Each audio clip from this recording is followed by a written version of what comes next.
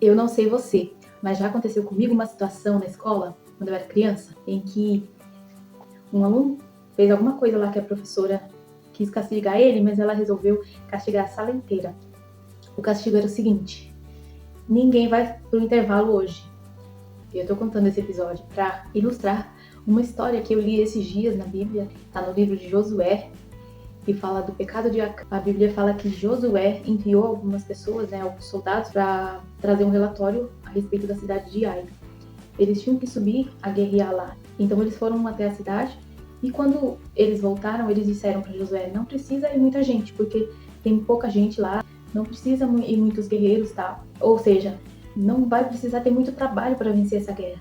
Porém, quando eles foram para lutar a batalha, eles tinham recebido instruções de Josué. Porque antes, Deus já havia instruído Josué. E Josué instruiu os soldados para que subissem, mas com todas aquelas estratégias e com instruções para que eles obedecessem. A Bíblia diz que o povo inimigo atacou Israel e 36 deles não voltaram da batalha. Eles perderam a batalha e o povo todo ficou desanimado. E Josué foi falar com Deus. Josué foi perguntar para Deus o que tinha acontecido. Afinal, essa guerra seria uma batalha facilmente vencida. Deus havia encorajado eles e havia dito a Josué que estaria com ele em mais uma guerra. Então, Josué foi perguntar para Deus o que aconteceu que Israel perdeu. E Deus respondeu a oração de Josué. Quando Deus respondeu essa oração de Josué, ele disse: o povo pecou, Israel pecou, ou seja, no coletivo, Israel pecou e desobedeceu a minha ordem. Ou seja, o que Deus tinha dito lá? Instruído eles no começo lá.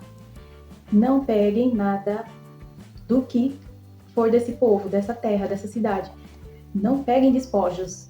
Foi só um que era responsável pela sua família, né? Vamos colocar aqui que ele errou, ele pecou, mas sua família também pagou pelo seu erro. Todos foram destruídos por causa do erro dele. Esse é Acã. Por isso que fala do pecado de Acã, que é o pecado da desobediência. E esse pecado, ele começou com a omissão. A omissão é uma mentira que não foi falada diretamente. É algo que foi escondido, algo que foi feito por debaixo dos panos.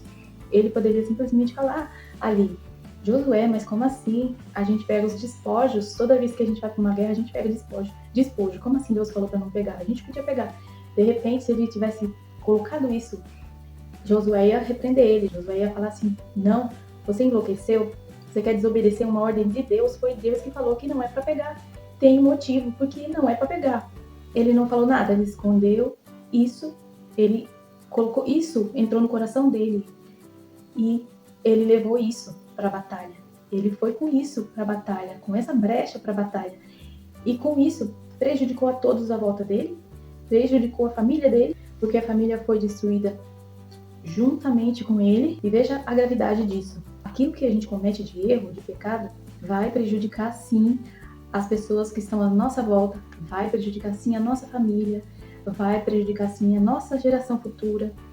O pecado de Acã é um pecado de desobediência. A história de Ananias e Safira também ilustra um pecado como esse, que é da mentira, da omissão. Isso aconteceu lá no contexto da igreja primitiva. As pessoas vinham voluntariamente, vendiam suas terras, vendiam o que tinha e deixavam aos pés dos apóstolos. Eles viviam ali numa comunidade, uns ajudando os outros. Ananias e Safira resolveram negociar com a mentira e omitiram o que eles fizeram diante dos apóstolos. Quando descobriram que eles estavam mentindo, foram questioná-los. Primeiro, Ananias: porque você está mentindo para o Espírito Santo. Ou seja, eles não estavam mentindo, não estavam omitindo algo para as pessoas ali da comunidade, eles estavam mentindo para Deus. Primeiro, eles mentiram para eles mesmos. Depois, eles continuaram deixando isso tomar o coração deles. Não, a gente tem que encobrir isso. Quando você não consegue mais encobrir uma mentira, tem que existir outra mentira sobre. É aquela história de um abismo chama o outro. Sim, um abismo chama o outro. Se uma coisa é descoberta, uma mentira vai ter que ser contada para encobrir aquilo lá, enquanto você não confessar. Quando Davi pecou com Batseba, ele cometeu esse pecado também. Primeiro, uma mentira para ele mesmo. Depois, uma mentira para Urias. Depois, ele armou para tentar encobrir esse pecado de mentira. E a mulher, Batseba, estava grávida. Ele tentou encobrir, fazendo com que Urias pensasse que esse filho era dele. Não deu certo, ele foi para um pecado mais profundo. Ele foi e armou para que Urias ficasse à frente da batalha, para que acontecesse o pior com ele, porque aí Urias não saberia que a Batseba engravidou e não era ele que estava em casa nesse dia. Até que o profeta Natan fosse à casa de Davi para denunciar esse pecado, para confrontar Davi. Ele continuou encobrindo, ele continuou pensando com ele mesmo, tá tudo bem. Às vezes, o que acontece é que, enquanto a gente está tentando esconder algo, mesmo que as coisas vão piorando, você tem que ficar contando outras coisas para encobrir, aquela coisa que se conta para tentar encobrir, é como se validasse aquele primeiro pecado, aquela primeira mentira, aquela primeira omissão. Depois que isso passou, o próprio Davi escreveu o Salmo 51. E lá ele conta várias coisas, ele pede perdão, ele confessa. E ele escreve depois sobre isso, que enquanto ele encobria o pecado, os seus ossos iam se secando. E imagina o que é isso? Seus ossos iam se secando, apodrecendo. A gente precisa ter o senso de autorresponsabilidade. Aquele que confessa e deixa os seus pecados receberá de Deus misericórdia. Nós somos falhos, nós somos pecadores. Às vezes, nós caímos nas coisas que a gente menos imaginaria. Por isso que a Bíblia diz que aquele que está de pé, cuide para que não caia. Porque muitas vezes a gente julga que está muito bem, até se infla por causa dessa condição, né? Estou muito bem, como eu faço tudo certo.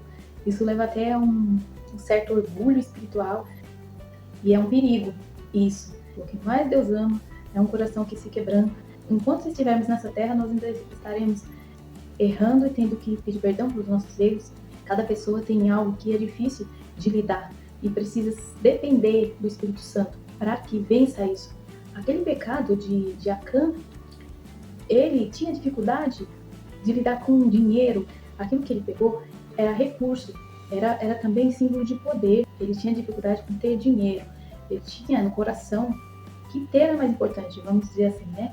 O ter. Então ele pegou ouro, então ele pegou prata e também a capa da Babilônia. Ele pegou coisas que tinha um motivo de Deus pedir para não pegar aquilo lá. E ele caiu nessa tentação.